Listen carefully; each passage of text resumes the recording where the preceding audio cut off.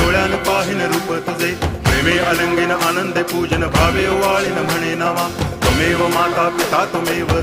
बंधुश्च सखा त्वमेव विद्या तरुणं त्वमेव सर्वं मम देव कायेन वाचा मनसेन्द्रियैर्वा बुद्ध्यात्मना वा प्रकृति स्वभावात् करोमि यद्यत् सकलं परस्मै नारायणायति समर्पयामि अच्युतं केशवं रामनारायणं कृष्णदामोदरं वासुदेवं हरि गिरिधरं माधवं गोपिकावल्लभं जानकीनायकं रामचन्द्रं भजे हरे राम